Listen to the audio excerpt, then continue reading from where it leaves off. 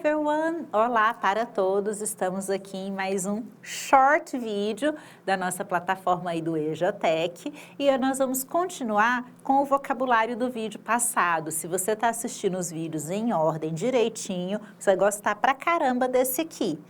No vídeo passado, eu falei sobre vocabulário, falei sobre o modo imperativo no inglês, que é aquele que dá uma ordem, que não precisa ter o sujeito.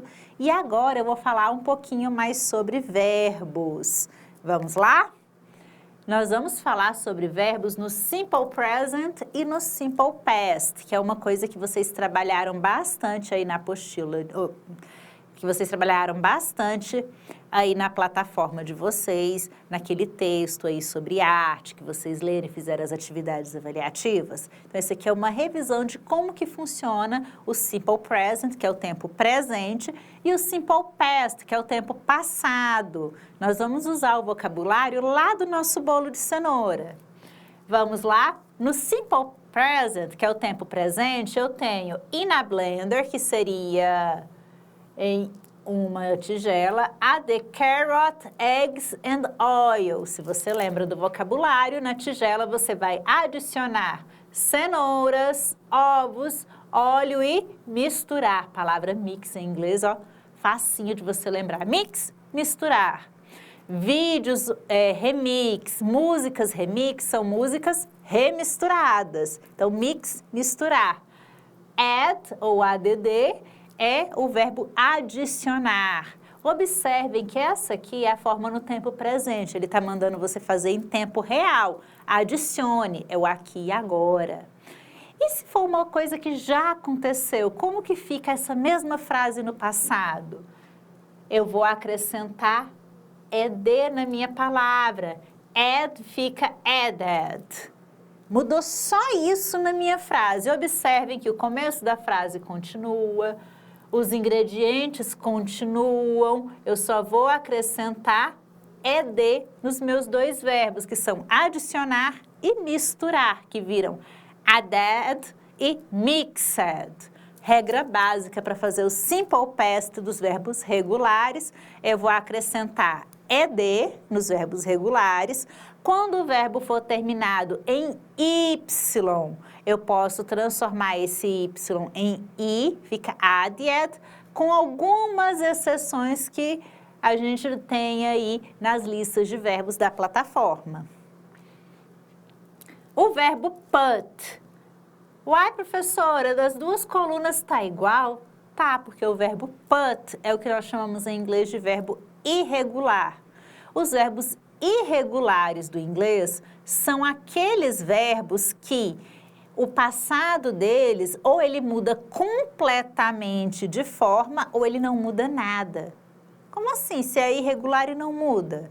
É isso mesmo. No inglês, o regular, ou seja, o normal, é acrescentar ed no final da palavra. Se você não acrescenta ed no final da palavra, automaticamente ele é um verbo irregular. Um tipo de verbo irregular é o verbo put, que em todos os tempos ele não muda. Passado, presente, futuro, ele é sempre put. Então, se eu disser put the sugar, coloque o açúcar, ou se eu quiser dizer coloquei o açúcar, eu sempre vou utilizar ele escrito assim. Como que eu vou saber se essa frase está no presente ou no passado? Por causa do contexto.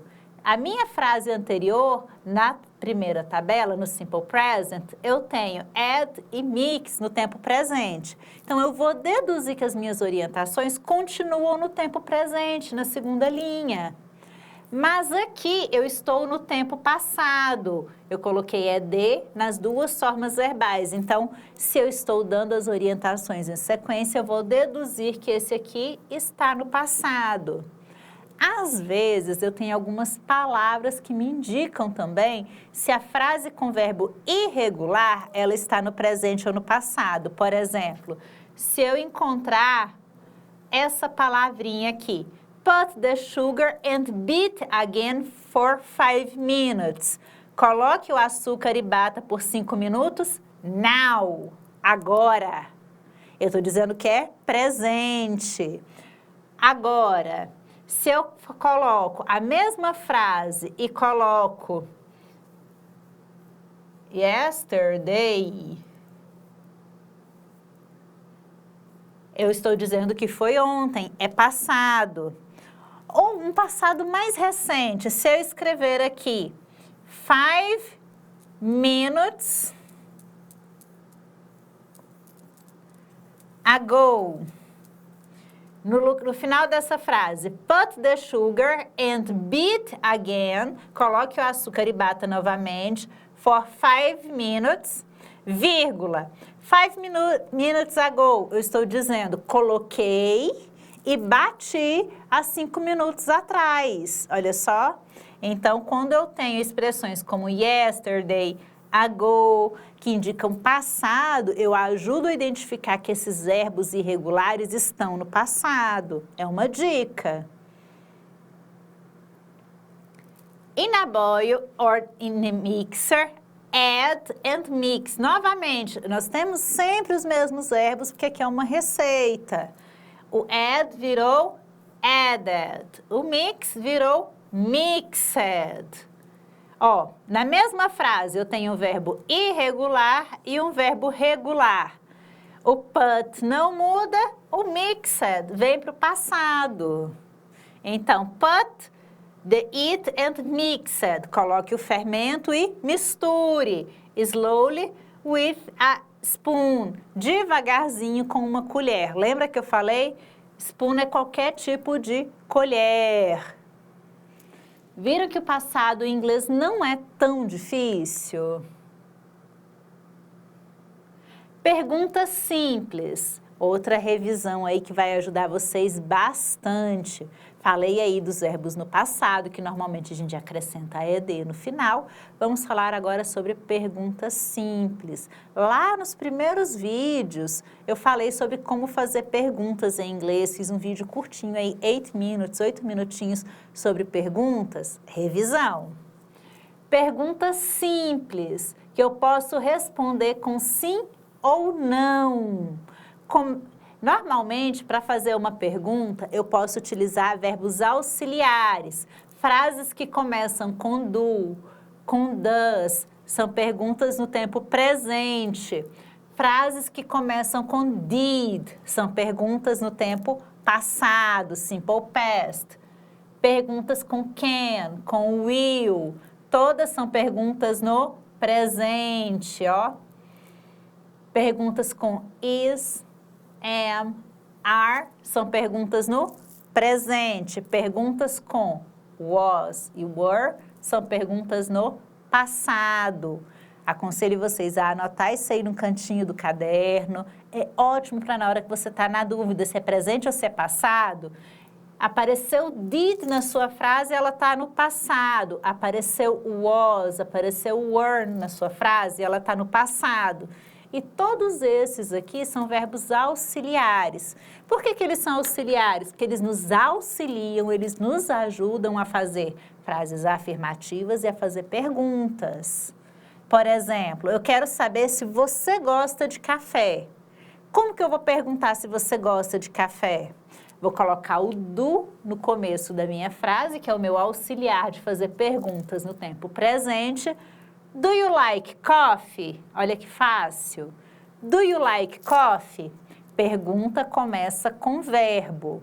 Então, sempre que eu tiver uma pergunta, eu tenho um verbo, tenho o meu sujeito, que é a pessoa para quem eu estou fazendo a pergunta, ou sobre quem eu estou perguntando, e aquilo que eu quero saber vem logo na sequência. Do you é a pergunta. Like coffee? Gosta de café? É o que eu quero, a informação. Eu pergunto com o verbo to be. Como que eu pergunto com o verbo to be?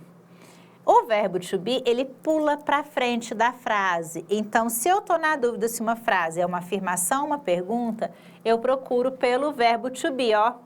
Is she at home? Ela está em casa. Pergunta. Se eu quero fazer essa frase com uma resposta de sim, ela está em casa, eu vou dizer yes, ponto. She is at home. Olha aí. O que mudou? Na pergunta, eu começo com is. Is she at home? Perguntei. Puxei esse is para depois do she is at home, não é mais pergunta, é uma afirmação, ela está em casa. Então, em inglês, sempre que eu quiser fazer uma pergunta, o meu verbo vai para o começo. Falei que o did coloca as frases no passado, olha aí. Did they finish their homework? Eu quero saber se eles terminaram a tarefa de casa. Pergunta no tempo passado. Perguntei com did. They é o mesmo que eles. Did they finish their homework? Eles terminaram a tarefa de casa ou o dever de casa? Falei que o verbo can é um verbo que me ajuda a fazer pergunta. Eu utilizo can quando eu quero indicar a possibilidade, a habilidade, a capacidade de fazer alguma coisa. Por exemplo, você sabe tocar guitarra? Você consegue tocar guitarra? A pergunta em inglês seria mais essa. Você consegue, você tem a habilidade de tocar guitarra? Estou perguntando uma habilidade, uma capacidade. Quando eu pergunto sobre habilidades, eu pergunto com can. Can she play guitar? Ela é capaz, ela pode, ela tem a capacidade ou a habilidade de tocar guitarra? Então, sempre que eu estou perguntando sobre capacidade e habilidade, eu começo a minha pergunta com can. E will, para que eu utilizo esse danadinho aqui? Will é futuro. Sempre que o will aparecer na minha frase, eu estou falando de futuro. É uma possibilidade, uma probabilidade. Will you come to the party tonight? Você vai para a festa essa noite? Então, se eu quero saber de probabilidades de eventos futuros, eu posso perguntar utilizando o will. Ele é um marcador de tempo, porque em inglês eu não tenho uma forma verbal para futuro, igual nós temos no português. No português, eu irei, eu farei, eu terei, eu comerei, eu passarei de ano. Em inglês, quando eu quero dizer essas coisas, eu utilizo o auxiliar will. Então, will apareceu na minha frase é futuro. E se eu colocar o will no começo da frase, eu estou perguntando sobre algo que pode acontecer no futuro. Legal, né? Então, essa é a revisão que eu tenho para vocês. Thank you very much. Eu espero que essas informações ajudem vocês aí. Muito boa sorte aí no nosso EJA Tech e até a próxima.